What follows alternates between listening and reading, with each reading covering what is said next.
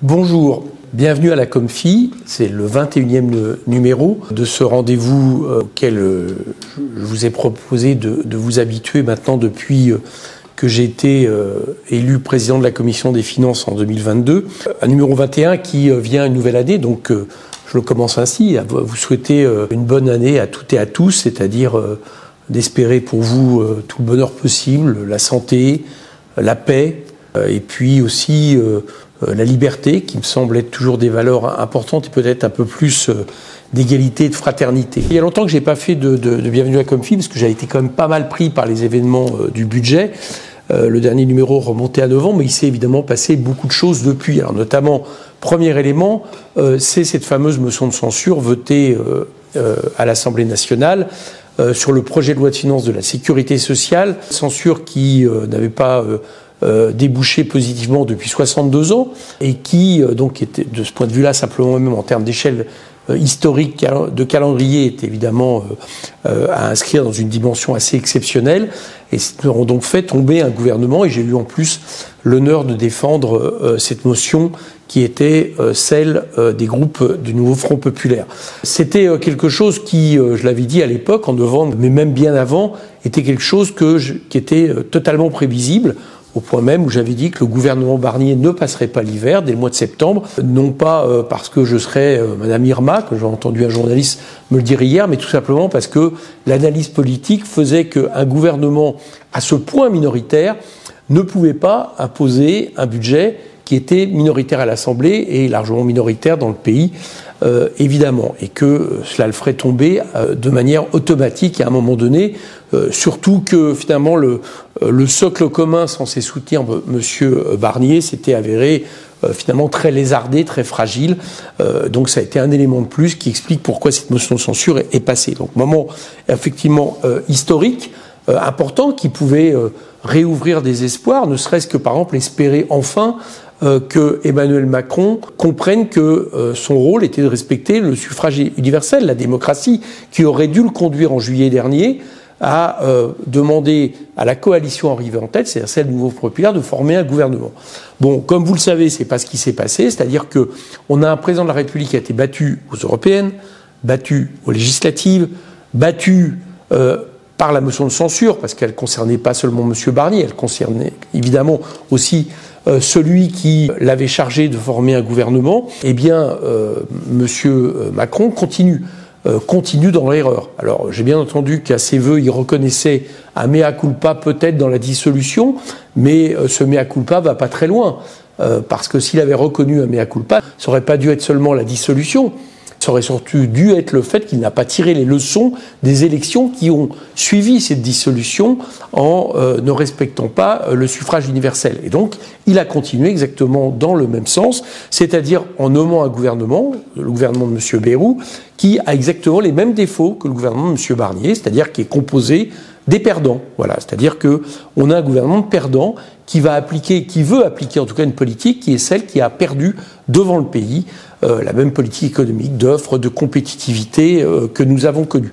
Donc voilà la situation dans laquelle nous sommes depuis maintenant cette trêve hivernale. Cette politique débattue vient en plus dans un contexte qui ne doit pas tromper l'opinion. C'est un contexte mauvais d'un point de vue économique et social, mais non pas mauvais comme le laisseraient entendre les macronistes du fait de la motion de censure. Il est mauvais d'abord parce que le système néolibéral, en France mais aussi en Europe aujourd'hui, nous mène dans le mur. C'est-à-dire que les résultats de la plupart des économies européennes, pas forcément d'ailleurs sur les mêmes critères. En Allemagne, c'est par exemple la croissance qui fait faux bond. En France, c'est plutôt le déficit qui explose, etc. En Grande-Bretagne, aussi des grosses difficultés. En gros, le système néolibéral est en train de mener dans l'impasse la plupart des pays européens. Je l'ai dit souvent, incapables de répondre aux défis, aux urgences de l'heure, notamment par exemple celui de financer la nécessaire bifurcation écologique, mais aussi de relancer l'activité économique, de faire face aux visées protectionnistes, par exemple, d'un Trump, et plus globalement même à la concurrence internationale dans le monde, et puis aussi de nourrir un peu plus les revenus du travail pour favoriser la consommation populaire sur le fond d'une bifurcation écologique. Tout ça, il en est incapable, parce que son objectif toujours est le même, toujours, c'est-à-dire de préserver des des résultats absolument historiques pour les revenus capitaux, à des scores de bénéfices où on considère qu'en dessous de 2 chiffres, tout ça ne vaut pas la peine. Donc voilà le système que nous avons en place et qui, quelque part, nourrit un monstre, nourrit une minotaure capitaliste au détriment de l'intérêt général, au détriment de l'égalité, au détriment finalement du bien-être et du mieux vivre de la grande majorité de nos concitoyens en France, mais ailleurs en Europe. Bon, voilà la situation dans laquelle on est. Et c'est cette politique qui, aujourd'hui, fait défaut, qui avait été quelque part incarnée non pas d'abord par la dissolution a plutôt été le résultat de ça, mais par, vous le savez, les mauvais résultats économiques constatés au début de l'année 2024, qui avaient même amené Bercy à se tromper lourdement dans les prévisions, en termes de déficit, de croissance, qui a amené ma commission à se transformer, vous le savez, en commission d'enquête sur ces problématiques de prévisibilité et en chercher les origines. Commission d'enquête que nous avons continué et qui va continuer dans les semaines à venir pour continuer à travailler sur ce sujet. Donc voilà la situation pour laquelle nous sommes là-dessus. C'est pas la censure qui explique le problème économique, c'est la politique économique menée dont il faut absolument changer de manière radicale si on veut espérer un avenir un peu plus, j'allais dire, supportable à nos concitoyens en France et ailleurs. Bien. Eh bien, une fois que je vous ai dressé ce tableau, une fois que je vous ai dit que cette politique, elle a été battue dans les urnes en juillet, et largement battue, on a un gouvernement, on a M. Macron qui a renommé un gouvernement pour faire la même politique. Alors, comment veulent-ils s'y prendre ? Bien, après avoir été censuré, évidemment, pour continuer à mener cette même politique, il faut d'abord éviter la censure. Bien. Alors, pour éviter la censure, ils ont une première réaction qui est de nous dire attention, si il n'y a pas de budget pour le pays, ça va être la catastrophe absolue. Donc, il faut absolument un budget très rapidement. Et comme il faut absolument un budget très rapidement, on vous invite à voter finalement le budget qui a déjà été battu. Voilà un peu le deal qui est proposé, le challenge qui est proposé notamment aux parlementaires et aux groupes d'opposition. Il y aurait eu d'autres solutions si ce gouvernement avait voulu laisser entendre qu'il était prêt à tenir compte des leçons de ces derniers mois. Ça aurait été par exemple de dire on remet une feuille à zéro, c'est-à-dire on va refaire un budget intégralement à partir du mois de janvier, et nous entendons ce qui monte des montées de l'Assemblée pour corriger le budget Barnier. C'est pas du tout ce qui a été choisi. Voilà. Ce qui a été choisi, c'est de reprendre le budget Barnier là où il en était.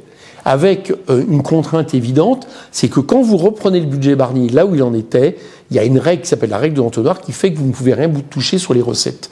Donc entendez bien, ce qui est aujourd'hui promis par ce gouvernement, et notamment par Éric Lombard, dont le travail manifestement est d'aller chercher du côté de la gauche les voix qui accepteront de ne pas voter la censure, c'est finalement des promesses en l'air, parce que c'est des promesses qui s'appuient sur le fait qu'il n'y aura pas de modification des recettes, donc il n'y aura pas d'intégration par exemple de l'ISF, de réintégration de l'ISF, il n'y aura pas de montée du seuil du PFU ou de la flat tax, qui est la taxation sur le capital, etc. Voilà, il n'y aura rien de tout ça, et comme ce gouvernement va être, du fait d'avoir dû lâcher du lest, je pense notamment à la question de la taxe sur l'électricité, sur le fait que maintenant on va pas revenir sur la question de l'indexation des retraités qui ont été les premiers bénéficiaires d'ailleurs de la notion de censure. Ce gouvernement a perdu en gros un peu plus de 13 milliards dans cette histoire, et il va aller les récupérer, le pense-t-il, sur les seules choses qu'il peut modifier, c'est-à-dire les dépenses. Il va encore baisser les dépenses publiques. Voilà. Donc c'est ça qui me fait dire que ce gouvernement essaye d'éviter la censure sur un budget qui se prépare pour le 15 janvier au Sénat, pour fin janvier retour à l'Assemblée, mais qui sera un budget Barnier en pire. En tout cas, en pire pour notamment les groupes du NFP qui ont été élus pour faire une toute autre politique budgétaire, d'aller rechercher des recettes du côté des revenus du capital, du côté des ultra-riches, pour financer la transition écologique, pourquoi pas réduire un peu les déficits, et pour favoriser les revenus du travail de façon à justement relancer la consommation populaire. C'est l'inverse qui va être proposé. Et on nous propose, au nom du fait qu'il faudrait absolument un budget, une stabilité, eh bien, on propose au groupe du NFP de ne pas censurer ce gouvernement. Bien. Alors, vous me direz, j'ai entendu des groupes du NFP, j'ai entendu Marine Tondelier, Olivier Faure dire, nous, on n'est pas comme France Insoumise, c'est pas tout ou rien. Mais en fait, je vous le dis très clairement, là, actuellement, ce que propose le gouvernement de Barnier, C'est rien ou rien. Voilà. C'est-à-dire qu'il n'y a rien à mettre sur la table. On va construire sur du sable un nouveau budget qui va être le même et qui ne peut pas laisser aujourd'hui miroiter l'idée qu'on va modifier la politique économique de ce gouvernement. Or, cette politique, il faut l'arrêter. Parce que si ce budget passait, je peux vous assurer que pour la suite, c'est-à-dire sur les questions, par exemple, de plan de licenciement en cours, sur la question du chômage qui remonte, sur la question du pouvoir d'achat qui régresse pour les salariés, sur la question du nombre d'entreprises qui aujourd'hui font faillite dans le pays, tout ça ira de mal en pis dans les mois à venir. C'est la raison pour laquelle on ne doit pas laisser passer ce budget. D'ailleurs, c'est la raison pour laquelle les Français avaient, d'une certaine manière, châtié la politique de M. Macron dans les urnes. Donc, il ne faut pas laisser passer ce budget. Il y avait une possibilité, encore une fois, de faire autrement. Je l'ai dit, il y avait le fait de recommencer à zéro, et puis, par exemple, d'accepter la proposition qu'avec Charles de Courson, nous avions fait au gouvernement et à M. Bayrou au mois de décembre, qui était de dire, OK, il y a un certain nombre de mesures qui, parce que la motion de censure est passée, ne peuvent pas être appliquées. Par exemple, d'indexer le barème de l'impôt des revenus sur l'inflation, de façon à ce que, par l'effet mécanique de l'inflation, on n'ait pas une partie de nos concitoyens qui n'étaient pas assujettis à l'impôt, qui le payent tout d'un coup, ou qui payent plus d'impôts. Il y avait aussi un certain nombre de mesures qui avaient été adoptées dans ce projet de loi, enfin, qui auraient pu être adoptées dans ce projet de loi de finances, par exemple en faveur des agriculteurs, sur le crédit d'impôt, de l'extension des prêts à taux zéro pour l'habitat. Tout ça, nous avons dit, faisons une loi financière qui permette, à partir du moment où il n'y a pas de décaissement de l'État, de faire passer ces mesures qui, en gros, avaient été unanimes à l'Assemblée, au Sénat. Le gouvernement l'a refusé, et donc il nous donne rendez-vous uniquement à ce budget qui va être le même, et qui, à mon avis, pour toute personne qui a été élue sur notamment la base du NFP, devrait nous amener à le censurer. Donc voilà un peu le devenir. Et là, au moment où je vous parle, vous savez, c'est pas tout à fait l'analyse qu'ont fait les autres groupes du NFP, qui estiment peut-être qu'il y a quelque chose à négocier pour éviter la censure. Je comprends pas très bien la logique, parce que moi je peux leur décrire la situation. Si jamais la censure n'était pas votée, c'est-à-dire sur le 16 janvier, après la discussion de politique générale, ou au moins au moment où le budget va être discuté, ce qui va se passer, c'est que le gouvernement va continuer et par la suite, les majorités, le gouvernement n'ira pas les chercher du côté de la gauche, du Parti socialiste ou autre, il va les chercher du côté du Rassemblement national, notamment pour faire passer tous les projets que M. Retailleau a mis sur la table, loi sur référendum sur l'immigration, le fait de s'en prendre, d'avoir une vision de la laïcité qui n'est qu'une arme de guerre dans sa version contre une seule religion, l'islam, c'est-à-dire par exemple l'interdiction du voile des jeunes femmes à l'université ou des mamans accompagnatrices dans les écoles, tout un ensemble de mesures en réalité racistes et discriminatoires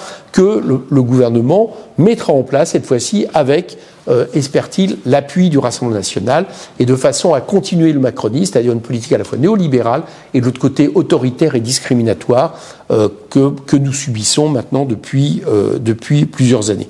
Donc voilà le devenir. Ce devenir, il est clair, il est évident. Et donc à partir de là, je ne vois pas comment un seul député du NFP peut accepter de cautionner cet avenir qui est complètement contradictoire avec le mandat qui a été le nôtre. Ça, c'est la chose. Alors, j'ai bien compris aussi, je le dis rapidement, c'est que l'idée est peut-être de dire, à partir du moment où vous ne promettez pas un autre budget, au moins vous pourrez peut-être vous proposer quelque chose sur les retraites. Bon, on a été normalement élu pour l'abrogation de la réforme des retraites, qui est majoritaire dans le pays. Plus de 65% des Français disent le désirer encore dans les sondages. On sait que l'Assemblée nationale était prête à le voter lors de notre niche parlementaire du groupe Insoumis en novembre, et que seul un travail d'obstruction de la majorité a permis que ce ne soit pas le cas. Donc l'abrogation devrait être la condition, évidemment, de toute façon, j'allais dire première, de prise de décision dans les semaines à venir d'un gouvernement. C'est pas le cas, ils vont pas abroger. Et donc, maintenant, on a le Parti socialiste qui explique de dire on va obtenir le gel. Bon, on voit bien que le gel, à mon avis, n'aura même pas lieu, parce que, j'allais dire, ça renverrait finalement au refus d'une grosse partie du socle commun de M. Bayrou et de M. Macron, qui ne veulent pas entendre parler de la remise en question de ces réformes. J'espère franchement que nos collègues socialistes ne se contenteront pas de formules alambiquées sur les retraites, qui laisseraient espérer peut-être que dans quelques mois, on reverrait la réforme des retraites. On parle même de revenir à la réforme par points, qui avait été le projet de M. Édouard Philippe, qui avait été battu par les syndicats, qui avait vu une opposition dans le pays, parce que tout simplement, c'est entraîné, au fond, finalement, la fin du régime par répartition auquel tiennent les Français. En tout cas, manifestement, M. Bayrou aujourd'hui fait miroiter pas mal de choses aux syndicats, à des groupes d'opposition, pour espérer que, au nom de ça, là aussi, il ne vote pas la censure. Tout ça aussi, à mon avis, je le dis, c'est une illusion. Je pense qu'il n'y aura pas de remise en question du projet de réforme des retraites et que les promesses de M. Bayrou pour dans les mois à venir n'engagent que ceux qui les croient. Parce que M. Bayrou sait lui-même que dans les mois à venir, il sera sûrement plus Premier ministre. Donc de toute façon, là pour l'instant, son objectif, c'est d'éviter la motion de censure. Je pense, à l'inverse, que tout nous amène à censurer au plus vite ce gouvernement. Pourquoi ? Parce qu'on ne peut pas continuer 3 ans comme ça. Voilà. Et que pour ne pas continuer 3 ans comme ça avec les méfaits du macronisme, ça passe par la censure le plus vite possible, c'est-à-dire dès le 16 janvier, dès le dépôt de la motion de censure du groupe France Insoumise, de ce gouvernement, pour essayer de passer à autre chose. Et cette autre chose, il est toujours sur la table, c'est toujours la même chose. Soit, enfin, M. Macron fait appel à ceux qui étaient majoritaires dans le pays, la coalition du NFP, même si j'admets que pour l'instant, vu l'attitude des autres groupes du NFP, notamment socialistes, elle est mal en point. Mais bon, j'ai toujours espoir, quelque part, elle se ressoude sur la censure, soit le fait que M. Macron parte, parce que ça reste la solution qui, évidemment, serait la meilleure, de façon à permettre aux Français de voter à nouveau. Alors, M. Macron l'a bien compris, il évoque les référendums. Moi, je pense que le seul référendum qui vaille, ça serait un référendum qui équivaudrait à dire est-ce que je dois partir ou pas. Voilà. Alors, c'est pas le référendum qui pourra poser, mais la réponse, quelque part, elle est apportée par les Français. Donc j'incite M. Macron, une fois que j'espère qu'on aura fait échouer le gouvernement Bayrou, à très vite démissionner, de façon à ce qu'on puisse avoir de nouvelles élections et qu'on puisse repartir sur des bases que j'espère être celles du nouveau Front populaire, celles que nous proposons en tant que France Insoumise pour le pays, avec une majorité et un programme qui pourra s'appliquer dans les années à venir. Voilà un petit peu la manière dont les choses ressouvrent. Donc vous l'avez compris, j'espère bien que soit dès le 16 janvier, soit sur la question du budget, parce qu'il va être identique et qu'il n'y a rien à espérer de ce gouvernement que la poursuite de la politique de M. Macron, nous ferons en sorte que le gouvernement Bayrou ne termine pas l'hiver, tout comme le gouvernement Barnier n'a pas passé l'hiver. Bien. La question aussi de ces derniers mois, c'est évidemment la question toujours internationale, sur laquelle je ne voudrais pas oublier. Pourquoi ? Parce que il y a maintenant 1 an, je me préparais à partir à Rafah avec plusieurs parlementaires, écologistes, communistes, socialistes, pour dire à la frontière entre l'Égypte et Gaza que nous exigeons le cessez-le-feu. Et malheureusement, en 1 an, les choses ont empiré. J'ai vu que M. Trump promettait l'enfer si les otages israéliens n'étaient pas libérés. Je ne sais pas de quoi il veut parler, parce que l'enfer est évidemment maintenant avec un génocide, c'est de plus en plus documenté, il y a de plus en plus d'institutions internationales pour les droits de l'homme qui disent que c'est bien ça dont il est question aujourd'hui à Gaza, qui se poursuit, j'allais dire malheureusement, sans les réactions suffisantes. Au contraire, on le voit avec les décisions de M. Trump dans le monde entier, et avec, au niveau du Proche et Moyen-Orient, des fort mauvais exemples qui sont donnés par Israël. Je pense notamment au fait, par exemple, de l'invasion partielle de la Syrie, c'est-à-dire un État souverain dont aucun autre État ne peut décider comme ça, en fonction des événements qui s'y déroulent, de l'envahir et de commencer à tuer des ressortissants syriens, ou même d'arrêter, je l'ai vu il y a quelque temps, un journaliste français, tout simplement, qui faisait son travail de filmer l'avancée des troupes israéliennes en Syrie. Alors, tout ça est évidemment quelque chose à condamner, d'autant plus qu'on voit bien qu'à partir du moment où vous mettez le doigt dans le fait d'enfreindre le droit international, de commencer à dire qu'on ne peut pas, comme ça, décider d'aller exterminer un autre peuple, on ne peut pas envahir un pays voisin, tout ça est pour le plus nécessaire, c'est que d'autres peuvent appliquer la même chose. Et vous avez vu que M. Trump propose que le Groenland et Panama deviennent américains, et qu'il n'exclut pas le recours à la force si ce n'est pas le cas. Et puis il ajoute même le Canada. Donc on voit bien que cette question du droit international et de ce qui se passe au Proche et au Moyen-Orient, alors même que, paradoxalement, les nations occidentales, l'OTAN l'a refusé légitimement du côté de ce qui se passait au niveau de la Russie vis-à-vis de l'Ukraine, à partir du moment où on l'accepte, par exemple pour Israël, eh bien M. Trump s'engage dans la voie et dit moi c'est la loi du plus fort, pourquoi je ne l'imposerai pas? Donc tout ça est évidemment quelque chose d'extrêmement inquiétant pour la suite sur le plan international. Plan international sur lequel il faut terminer quand même par les les déclarations insensées qui rajoutent à son illégitimité de M. Macron sur les pays anciennement colonies françaises d'Afrique occidentale, sur lequel M. Macron a continué à montrer qu'il avait une vision totalement néocoloniale, en expliquant que les troupes françaises étaient parties d'eux-mêmes du Mali, du Sénégal, etc., alors qu'on sait bien que ce n'était pas le cas, et en expliquant qu'en plus, on leur avait pas dit merci, ce qui est quand même une vision quand même assez paradoxale, au moment où justement, pour que la France espère avoir encore, j'allais dire, une place, ne serait-ce que de coopération dans ces pays d'Afrique, on pourrait espérer évidemment un autre discours que cette espèce de discours néocolonial qui a fait en sorte que notamment le président du Sénégal a renvoyé Emmanuel Macron dans ses buts de la manière dont on sait. Cette manière de Emmanuel Macron de dire vous nous avez même pas dit merci rappelle évidemment ces déclarations insensées qu'il a eues à Mayotte quand il a été à Mayotte après la catastrophe climatique. L'origine climatique a évidemment une influence dans la force du cyclone qui a frappé Mayotte, et donc renvoie à la question du réchauffement, mais les déclarations qu'il a eues à Mayotte pour répondre à des concitoyens à Mayotte qui, à juste titre, expliquaient que insuffisamment de choses avaient été faites par la France pour permettre que ce département bénéficie finalement des mêmes conditions d'existence, de vie, de services publics, de financement que n'importe quel autre département français. Bon. Et ça a été la réponse, mais vous ne rendez pas compte la chance que vous avez d'être français, disait-il à des populations qui avaient vu son île rasée du fait du peu d'anticipation justement de la France vis-à-vis des effets de catastrophes naturelles. C'est vrai à Mayotte, mais ça pourrait être vrai demain à la Martinique, Guadeloupe, etc.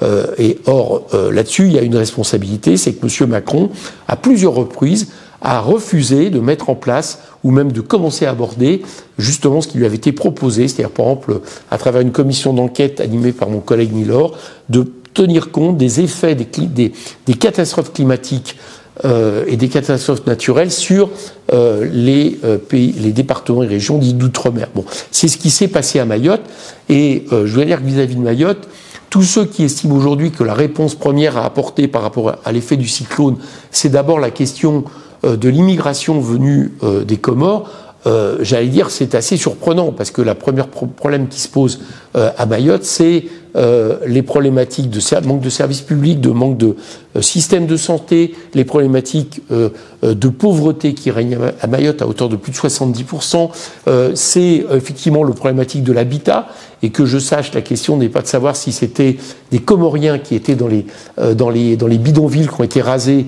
mais de savoir que ces bidonvilles existaient et qu'il aurait fallu des constructions en dur.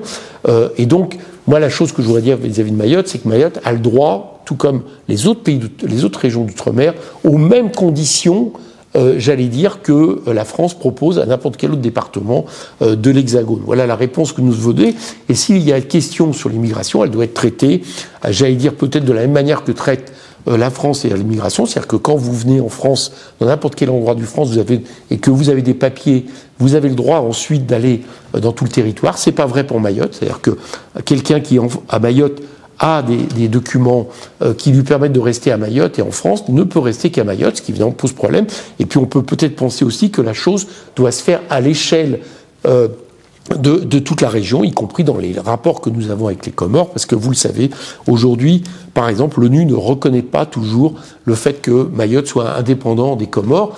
Je ne dis pas pour autant qu'on doit nier ce qu'ont voulu les habitants de Mayotte, mais c'est vraiment quelque chose évidemment à prendre en compte, ne serait-ce peut-être qu'en termes de coopération et d'aide au développement de la région dans son ensemble, parce qu'encore une fois, s'il y a des gens des Comores qui viennent à Mayotte, c'est pas, contrairement à ce qu'on dit, pour essayer des Français, il y en a de moins, le nombre a été réduit, mais tout simplement parce que le niveau de vie entre les Comores et puis Mayotte est infiniment supérieur, paradoxalement, pour les Mayotte, et donc c'est une immigration de misère qui vient, et donc il faut résoudre cette question, et la France a évidemment un rôle à l'échelle régionale. Voilà ce que je voulais dire sur Mayotte. Je vais terminer sur ma circonscription avec plusieurs points. D'abord, vous dire que je fais mes vœux le 16 janvier. Je vous ai souhaité mes vœux en introduction. Ça se passera à l'espace des associations, 27 rue Avenue Gabriel Péry à Saint-Ouen. Vous y êtes conviés. Et vous trouverez sur les réseaux sociaux de quoi remplir un petit formulaire pour expliquer que vous venez. Mais bien évidemment, bienvenue à mes vœux. La deuxième chose, c'est de vous dire que mes vœux s'inscrivent aussi toujours dans un contexte qui est celui d'une attention particulière aux habitants des villes populaires, des quartiers populaires, et que fin janvier, à Toulouse, le 31 janvier et 1er février à Toulouse, auront lieu les rencontres nationales des quartiers populaires, dont vous savez que j'en ai été, j'allais dire, l'élément qui a lancé ces rencontres nationales à Épinay en 2018 et début 2024 à Épinay encore. Là, cette fois-ci, ça sera à Toulouse, donc c'est un événement qui va prendre une dimension encore plus nationale et que plusieurs rencontres locales vont avoir lieu tout au long du mois de janvier. Des rencontres nationales qui vont être placées sur la question des mesures pour les quartiers populaires dans le cadre des municipales. Et puis les quartiers populaires, c'est aussi la question du logement.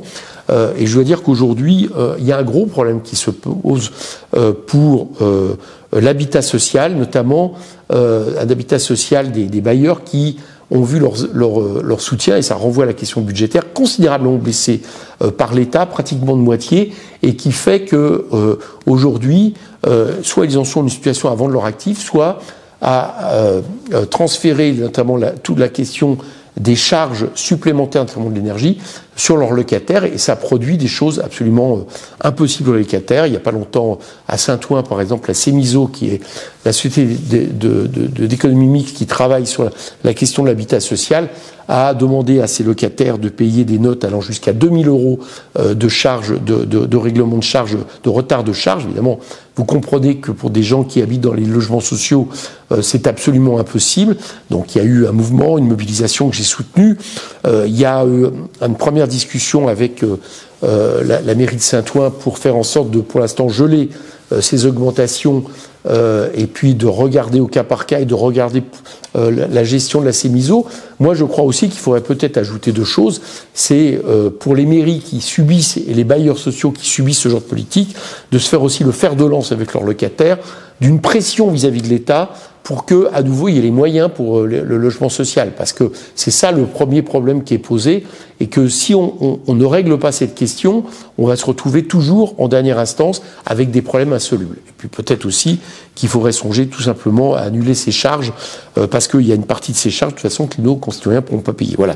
Je voudrais dire que je parle de ça sur ce point précis, mais l'habitat dans nos villes, dans nos circonscriptions, le logement social, le logement trop cher en général, est véritablement un problème quasiment numéro un, dont on parle peu, et qui montre que la question en France, c'est pas le problème numéro un, c'est pas l'immigration, le problème numéro un, c'est pas je ne sais quel point qui correspondrait aux visions de l'extrême droite ou d'un Retailleau, mais bien la question sociale, la question de l'habitat, du pouvoir d'achat, etc. Et c'est bien là-dessus que je compte continuer à mobiliser pour 2025. Voilà tout ce que je voulais vous dire dans ce Bienvenue à la Comfy, peut-être un peu long, mais j'avais quand même pas mal de choses à vous raconter. On se donne rendez-vous, j'espère, après une motion de censure.